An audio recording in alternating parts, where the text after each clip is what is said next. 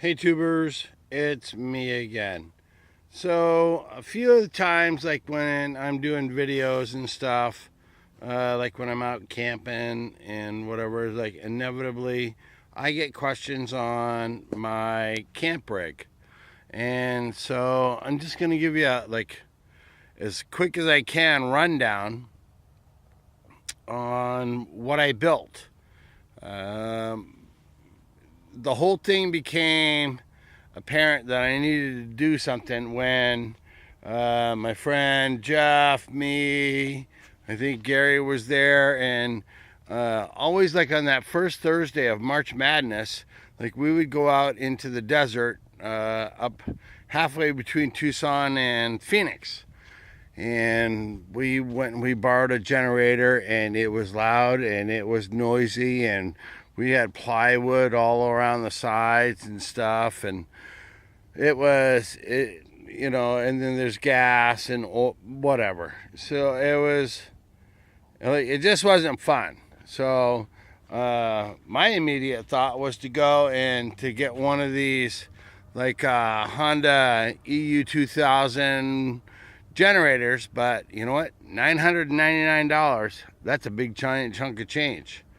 So I got this trailer that was basically, I got it for $1.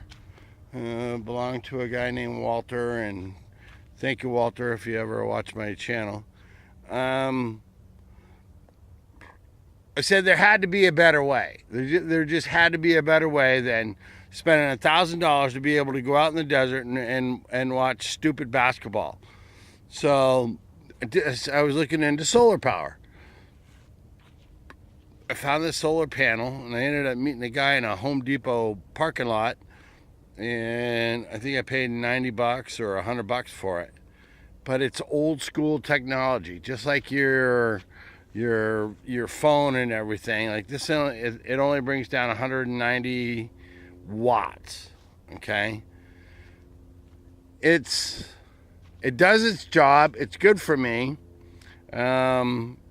I could probably go from 2 batteries to 4 batteries and get, and just be absolutely thrilled with it. But anyways, you can pick up these solar panels for free at construction sites or for like next to nothing. Don't be paying money for these old school technology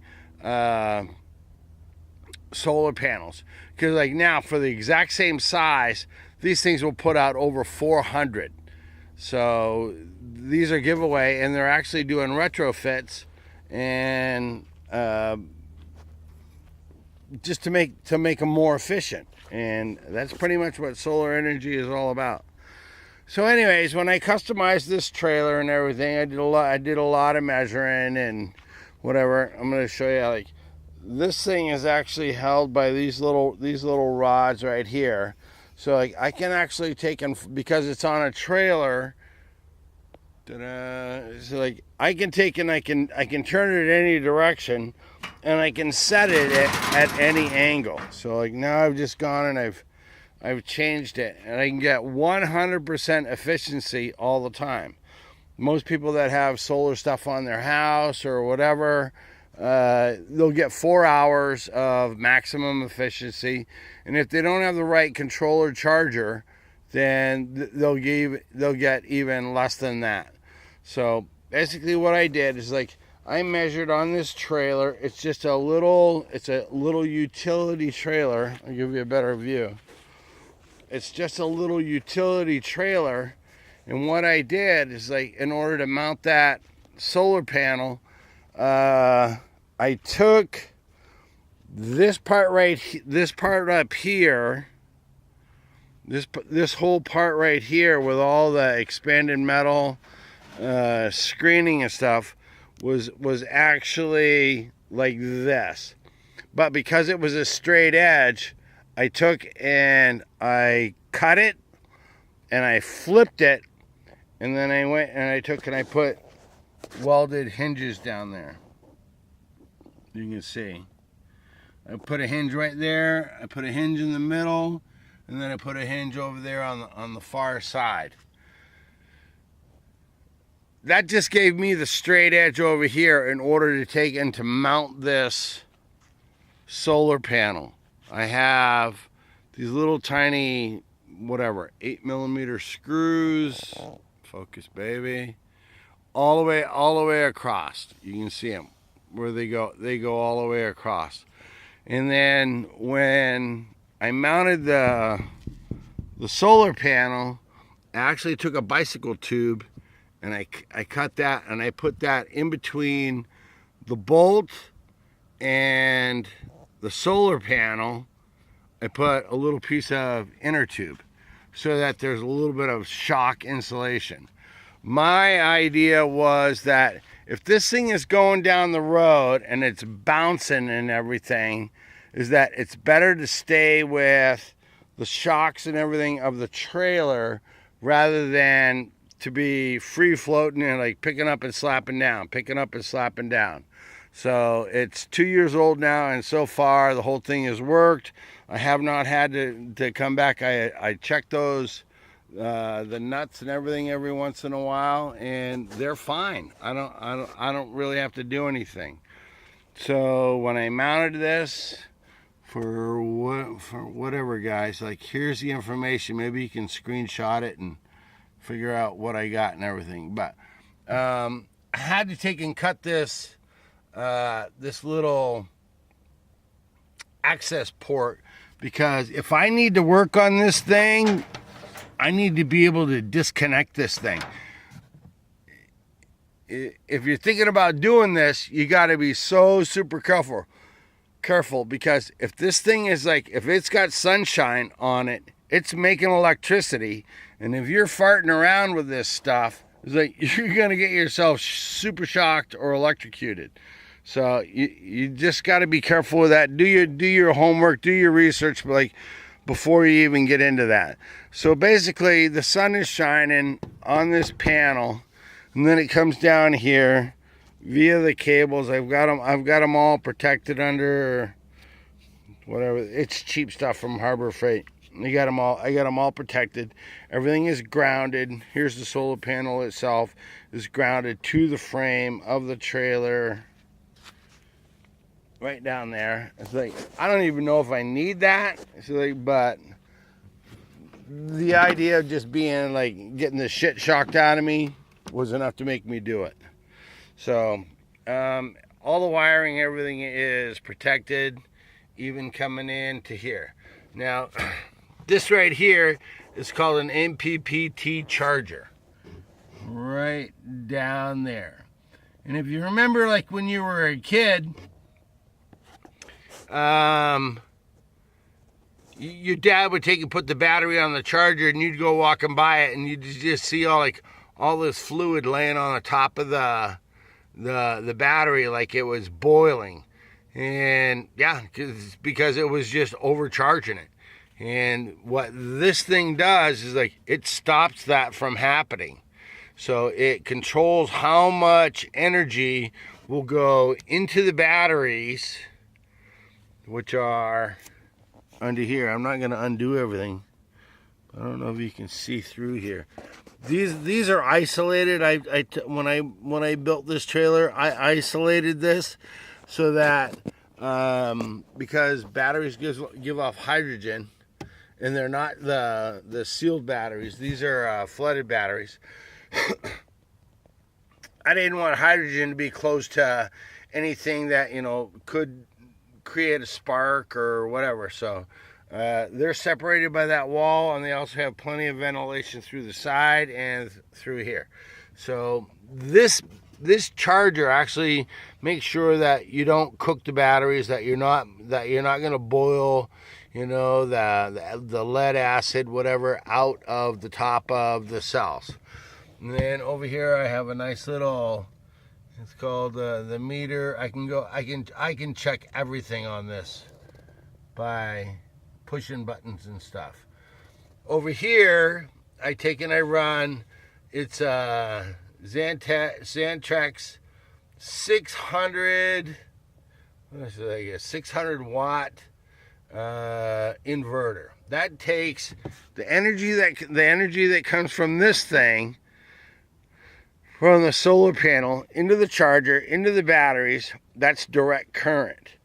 Everything that I run, like my television, my vacuum, I reverse the flow on the vacuum to fill up air mattresses, to charge telephones, and all that stuff, electronic equipment. So I use this. It's a Pro Watt SW, and it's only 600 watt. I could go more, but it'll deplete my batteries. I only have 2 batteries hooked up in series. They're 6 volts each, like a what do you call it? Like for a golf cart, to make 12 volts. But it takes a long time to discharge them. So I can sit there and I can watch TV all night long and blah blah blah. It takes a long time. I don't have like cold cranking amps that you would have for like to start a car or anything like that. It's just a battery that lasts a long time, and because of the solar panel, it recharges every single day. And I know that it gets full because over there where you see that little green light in the middle, that thing will start blinking. That's free energy time. That's the time to run the vacuum. That's the time to watch, football, before the sun goes down. Because once the sun goes down, you are no longer, it's not free. So now it's like money in the bank. If you don't have enough money and you keep drawing on the energy, it's like taking out money. If you don't have enough money, it'll just shut off. Well, the cool thing about this is that right now it's setting at 12.5. Is that I have alarms. You can take and program this charger or this what do you call it, inverter, to where it'll shut down. So I have 2 alarms set on it. Like if it gets down to 11.5, it'll shut off. I have to come out here and I have to take and push this. I have to come out here and push this button here to restart it. Right there. And then I have another one set at 11, because if you fully discharge these batteries, they're done. That's it. You just cook those batteries, you ruined them. So you don't want to do that.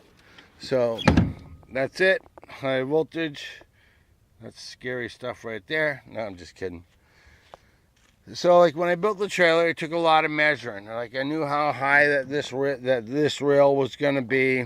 You got these little storage bins and stuff, to keep clothes, to keep food, to keep all kinds of stuff that it could not exceed for when this thing folds all the way down, and it covers them and it protects them. And these little holes right here are to take and put a padlock in. So you need to run into Walmart or do whatever, and to get your last minute supplies. You want to be able to take and secure this stuff. Over here, this is where it says no step. You can't walk on that. Whoa. I just keep stuff. There's some extra pins. There's a chainsaw chain sharpener. There's a fan, antifreeze. There's all kinds of stuff. It's just it's for whatever the width of this trailer is for that. Now this over here, this is the coolest thing of all. I carry propane. I have a big cooker box up here. That's my little tarp for like whenever it rains. Hardly ever rains in Arizona. And then underneath it here, that's where I keep the secondary propane tank. It all goes to that focus, to that 3-burner stove over there. So and then like folding lawn chairs or whatever, camp chairs, they all go up underneath it here, blah blah blah. But this was kind of a challenge when I was deciding well, where am I going to keep all my cooking stuff? Some of you guys know, some of you guys don't. But I was a executive sous chef for a major hotel, 4-star hotel, for like 18 years. And like, I'm just so used to using what I use for cooking, like, that I'm not going to give it up. So like, that was a must. Well, I decided for the width of this trailer that I created a drawer. And what it is like in the center of this drawer, there at Harbor Freight for like $4, there's like a little roller ball, and I mounted that in the center at the very, very far end of this drawer. And then I put dividers and all that stuff. Well, of course, now you want to see it. So in order to take in, to access whatever's in here, I pick up on it, and it just pulls out like a drawer. Well, the farther out that I go, it's like, well, I don't want it to drop on the ground. As the weight gets more off, it'll tip down. And so the edges of the drawer, the back of the drawer right here comes up against the bottom of the roof. And so here I am. Here I got basil, I got oregano, I got mashed potatoes, I got extra containers, I got ramen, I got my wire whips, I got garlic, salt, I got whatever, bowls, I got plates, I have coffee cup, everything you can possibly imagine that you're gonna want, to go camping is in there. Now to take in, put this long baby back in, as you can see, it's like you just kind of get it to where it's like all the weight ends up on that little single ball in the middle, and it just drops in. That's pretty clever. I thought that was pretty clever. So anyways, and then like when it travels down the road, there's a lock in case you go power sliding around, a corner. I had to drill and put these little security points right here. And you just go like that, and then I have what do you call it? Like a little motorcycle strap that I went and I cut the end of the strap. It's like, I don't have enough strength in my fingers right now. There you go. And then that strap stays across so that the drawer just can't go flying out like when I'm going around a corner. So other than that, the only modification that I would really, really like to do to this is that see how the tires are like right up there underneath the fender wells? What I would really want to do, and I probably will here, end up making a video, is like, there's the shackles for the springs and stuff. Yeah, you know what? I probably could take and put some shackles on there to give it a little bit lift. But down underneath here, see how the axle right there rides on top of the springs? I want to take and put that axle and the little the U-bolts that hold it into place. I want to put that axle down underneath it here and reverse how I hold them. So that right there, because I know the bolt pattern on this tire, I'm getting ahead of myself. If I take and I do that, it's like, that's going to give me probably, I don't know, 4.5 to 5 inches of lift. I don't have to go and cut the fenders, because the fenders are all welded to the frame, blah, blah, blah. It's going to end up making more work than I need. But it's a 5-bolt pattern down there on the tires. So if I take and I put that axle down there on the bottom, and I get the clearance that I want on top of that, or underneath that fender, I can go out and like go to a junkyard and get Honda tires, off a car, a 5-bolt pattern or whatever like that. It's like, and I'll be able to lift the back of this trailer when it's running down the road by about 5 inches, or if I'm going off road. So that to me seems like the easiest thing to do. You see, I just got it set up like this. Here's the other thing. It's like, so like when I'm way out, this right here, that pole right there, that's like 2 pieces of conduit. One is smaller than the other. You get close enough to where you can see. One is smaller than the other, and it has a little pin. So like when it travels down the road, that 10-foot piece goes, whoops, I gotta pull the zoom out. That 10-foot piece of pole with the other smaller 10-foot piece, actually it's like 9 feet 8 inches because I gotta have the clearance. It sits right inside of this eye loop, and it goes down to